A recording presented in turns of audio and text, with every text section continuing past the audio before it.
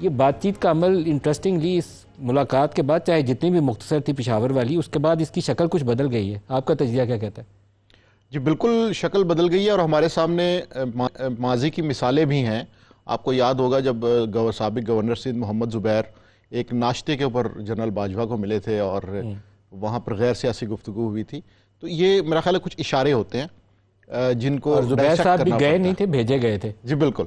تو اس حوالے سے جب ہم اب دیکھتے ہیں تو مسلم لیگ نون کی تشویش بالکل بجا ہے، کیونکہ وہ یہی راستہ اپناتے ہوئے اقتدار تک پہنچے تھے، اور اس راستے کا سب سے پہلا اصول رازداری ہے، تحمل ہے، بیک چینل جی بالکل کنیکشن کا آغاز ہے جو انٹریکشن انہوں نے سٹارٹ تو کی. میرا خیال ہے کہ برف پگھل رہی ہے.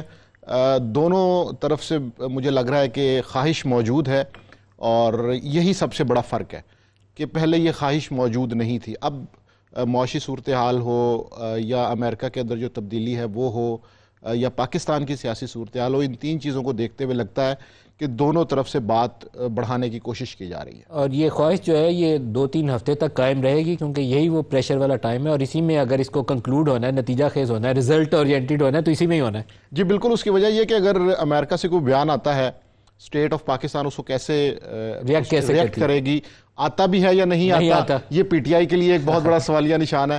یہ بالکل وہی صورتحال ہے جس طرح اسلام آباد دھرنے کے لیے لوگ پشاور سے آ رہے تھے، اور اس وقت مذاکرات بالکل پیک پہ تھے.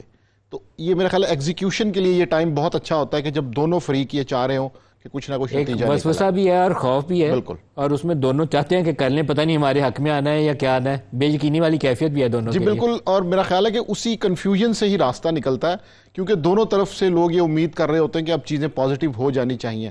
اور مجھے لگتا ہے کہ اسٹیٹ پولیٹیکل پارٹیز بھی کہیں نہ کہیں تھوڑا تھک گئی ہیں. 1 سال ہونے کو الیکشن کو، اور اگلے 4 سال یہ چلایا نہیں جا سکتا اس طرح سے سسٹم کو. تو کچھ نہ کچھ راستہ دونوں کو نکالنا پڑے گا.